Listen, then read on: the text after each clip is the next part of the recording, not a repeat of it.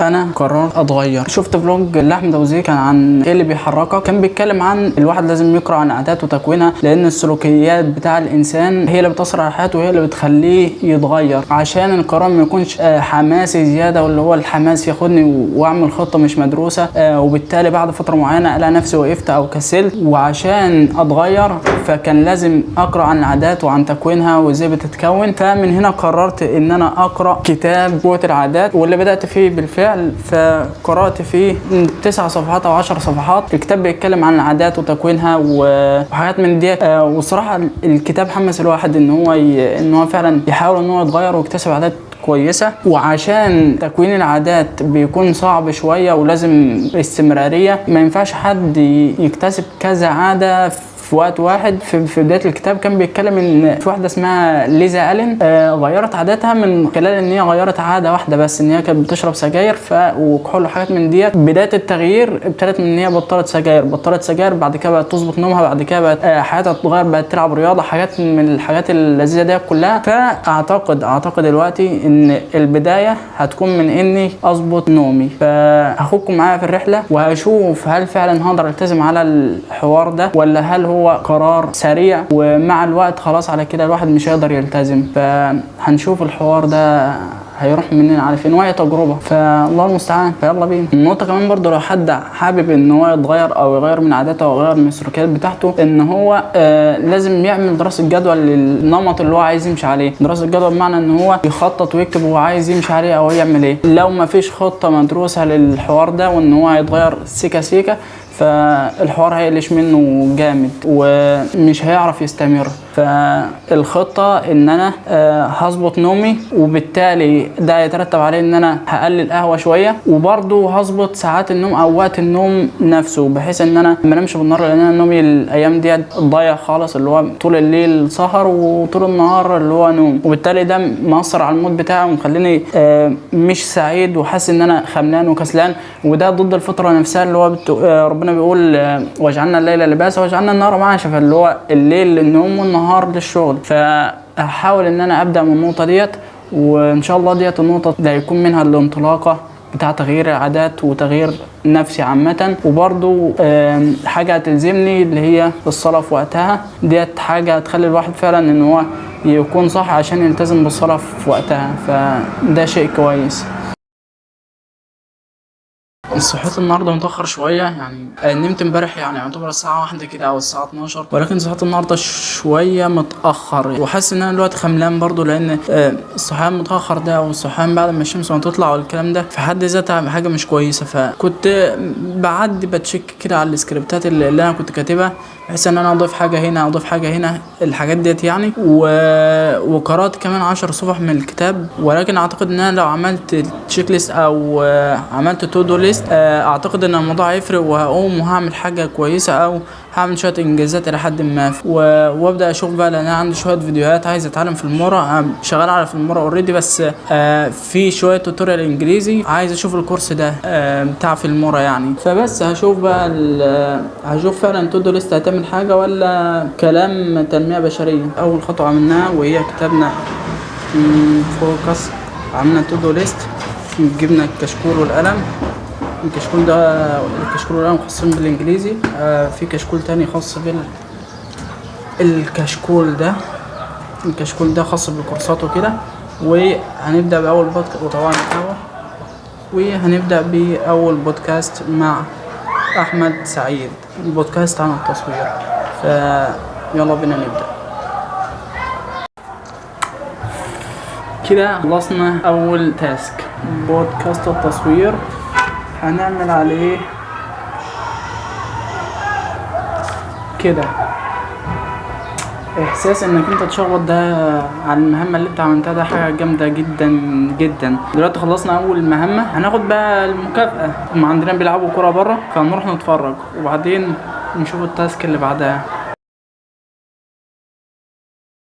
اعتقد ان باين على الواحد كمية السعادة اللي الواحد فيها الوقت حاليا، حتة ان الواحد يلعب رياضة وياخد دش كده بارد بعدها، حاجة قمة الجمدان اللي على الارض، كمية سعادة رهيبة بسبب الموضوع ده. يمكن كمان ان انا مش بمارس الرياضة بشكل مستمر، فديت عامل لي ازمة شوية، وخاصة يعني لو حد قاعد فترة طويلة زي الناس الفريلانسر مش بيشتغلوا او مش بيتحركوا، او اي حد كونتنت كريتور او الكلام ده كليته، فبتقابلوا نفس المعضله ديت. فحته ان هو ينزل يتحرك بس كل يوم كده وياخد دش بارد، ديت المفروض تبقى روتين او عاده عند الواحد تبقى موجوده على طول. فلازم الناس كلها تمارس رياضه، حتى الكبير والصغير اللي لسه شباب، اي اعمار، لازم فعلا الرياضه تكون جزء من حياتهم، ولازم يمارسوها بشكل مستمر لانها حاجه ضروريه في الحياه جدا، خاصه ان ديت صحه الواحد. اثر الحاجه ديت بيشوفها بعدين او بيشوفها بعد سنين كتيره. اعتقد انها هتبقى روتين كل اسبوع كده، اللي هو الواحد ينزل يلعب رياضه، مع اني كنت قايل ان انا هلتزم فعلا بالرياضه وكده، ولكني فكست الحوار. الا اني لما بشوف اثر ان انا مش بمارس رياضه، لما بشوف اثرها فعلا وقت النزول وكده، لا فعلا بحس ان انا ولا حاجه من غير ان انا بلعب رياضه. اليوم النهارده كان لذيذ الى حد ما، عملت شويه حاجات حلوين، ولكن لسه مكمل يعني. فالساعه لسه تخش لها في 10 ولا حاجه او 10 ونص، فلسه مكمل يعني شويه، فالله المستعان. النهارده تاني يوم من المحاولة بتاعتي النوم، ان انا اظبط نومي وكده. اول يوم نجح لحد ما، اللي هو كنت نايم الساعة 1، فصحيت لحد ما متأخر شوية، متأخر كتير جدا. النهارده تاني يوم، وتاني يوم للأسف حصل مشكلة كده فخلتني، يعني الخطط دايما مش بتمشي زي ما الواحد مخطط لها. فحصل ظروف خلتني لسه مش نايم حاليا. دلوقتي لسه بمنتج في الجزء اللي انا صورته، عشان ما فيش مساحه في الموبايل، بمنتج الوقت الفجر. فمش عارف الخطه هتقلش مني ولا هل ممكن ابيت النهارده واكمل اليوم، لان انا لو نمت دلوقتي مش هصحى اصلا، او يعتبر خلاص، فاللي هو هصحى متأخر، فبكده الخطة كلها تكون خلصت. ولا هل هقدر ان انا اكمل تاني يوم بحيث ان انا الخطة الى حد ما تمشي زي ما انا ما كنت عايز. بس في حاجة لاحظتها وحاجة جامدة جدا، وهي ان انا لما انا كنت امبارح ما كنتش عايز اعمل حاجة وقايم مش مركز، واللي هو مش عايز اعمل حاجة، ولكن بمجرد ان انا قمت وعملت وكتبت تو دو ليست وابتدأت ان انا اشتغل، لا كان عندي كمية طاقة رهيبة ان انا اعمل حاجات، والحمد لله عملت نسبة كبيرة منها. احيانا كان الواحد بيكون مكسر مش عايز يعمل حاجة، ولكن بمجرد ان هو يبدأ يكتب الحاجات اللي عايز يعملها ويقوم فعلا بيطلع من المود اللي كان فيه، وبيبدأ ان هو يشتغل فعلا ويعمل انتاجية ويعمل اللي عليه، وممكن يتطور ان هو يعمل اللي كان عليه واكتر. فالله المستعان. دلوقتي هكمل مونتاج واكتب السكريبتين، وممكن اصور بكره او حاجه، الله اعلم. لسه مش عارف هل هصور مش هصور. بس فالنهارده تاني يوم والمحاوله فشلت. ده بودكاست ابو زيد مع يايا، وكنوع من التفصيل وكدليل ان مفيش حاجه بتبقى كامله. دي الساعه اللي حاططها ورا في الديكوريشن مش شغاله. لسه بتكلم عن الموضوع بتاع عدم الكمال، وان مفيش حاجه كامله في الحياه. فالساعه مش شغاله وهي محطوطه هنا ديكوريشن. فالحمد لله الحمد لله.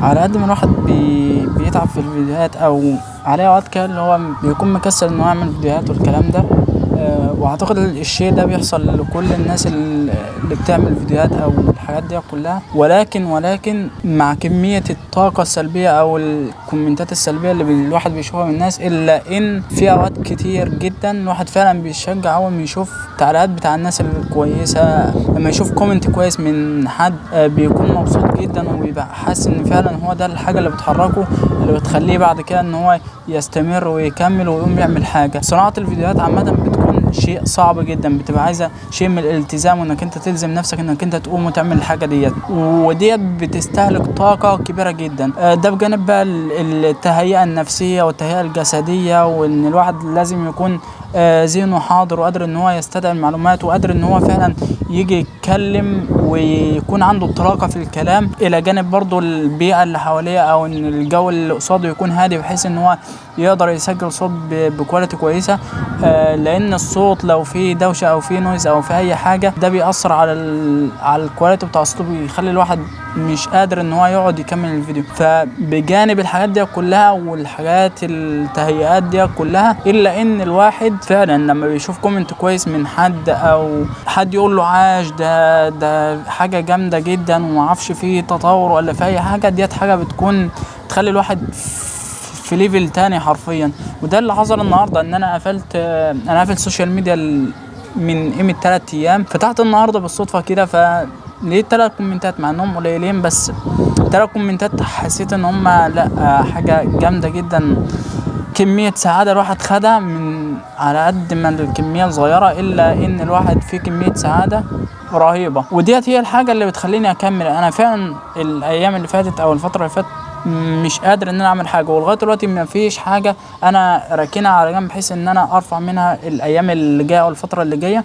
ولكن الواحد لما شاف فعلا الكومنتات ديت حاسس ان هو لازم يكمل، عشان فعلا في افاده للناس بشكل ما، وفي ناس فعلا مستنيه النوع ده من المحتوى. لان غالبيه الناس اللي بتيجي تشوف حاجه هي بتشوفها عشان موجوده قدامها وعندها فضول ان هي تشوف الموضوع ده بيتكلم عن ايه، ولكن بمجرد ان هي بتخش تيجي تروح مدياك كومنت سلبي. اداك كومنت سلبي ليه؟ لان هو دخل على الحاجه وما خدش الحاجه اللي هو كان عايزها، وديت حاجه في حد ذاتها مش كويسه. ان الواحد يشوف اي فيديو قدامه ويترجح له فان هو يروح يشوفه ويخش ويقول طب يلا نجرب، في حد ذاتها حاجه وحشه. والفيديوهات اللي الواحد بيبقى شايفها ان هي دلوقتي الواحد اللي بيلقي فيها مش كويس، اسلوبه مش كويس، الكلام او التون بتاعه حاسس ان هو بيتكلم بلهجه انا مش فاهمها، مش مريحاني نفسيا انا اتفرج. الا ان وقت ما انت بتكون محتاج النوع ده من المحتوى فعلا بتجبر نفسك انك انت لازم تشوف الفيديو للاخر، وبتحس فعلا بقيمه الحاجه ديت لانك انت حسيت بفرق بعد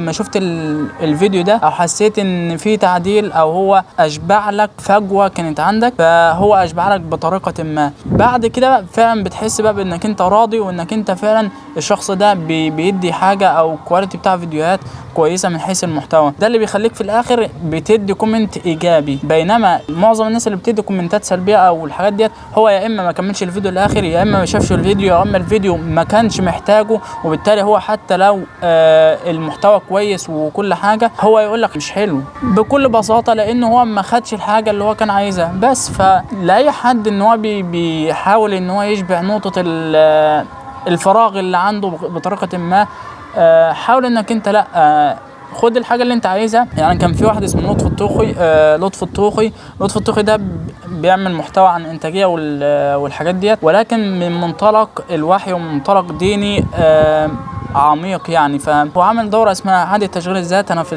معاه المفروض مشترك فيها، ولكن كان بيقول في مره من الاوقات ان هو مره من المرات او في محاضره من المحاضرات اللي كان بيديها خش قناتي، خد الحاجه اللي انت عايزها واتكل على الله، خلاص الغي الاشتراك وشوف بقى دنيتك، لانك انت داخل عشان تاخد حاجه معينه، فخدت الحاجه اتكل على الله بقى وكفايه على كده، ما تشيلنيش ذنبك، لانك انت جاي تقعد حتى لو انا بديك حاجه مفيده برضو مهما كان لو انت مش محتاجها مش هتحس باثرها قوي زي حد محتاجها والحاجه ديت فعلا هتاثر معاه. يمكن ديت مرحله متقدمه جدا جدا جدا، لان احنا دلوقتي عندنا وقت فراغ كبير، فبالتالي ان احنا نستثمره في محتوى كويس افضل من ان احنا نستثمره في محتوى هلس، حاجات ملهاش 60 لازمه. فاللي هو كان بيقوله يطبق على بعض الناس اللي هم فعلا وصل مرحله ان هم بيقدروا وقتهم بالثانيه، اللي هو ما فيش حاجه انا مش فاضي ان انا اتفرج على حتى محتوى كويس بس انا مش محتاجه، انا بشوف الحاجه المتخصصه اللي انا عايزها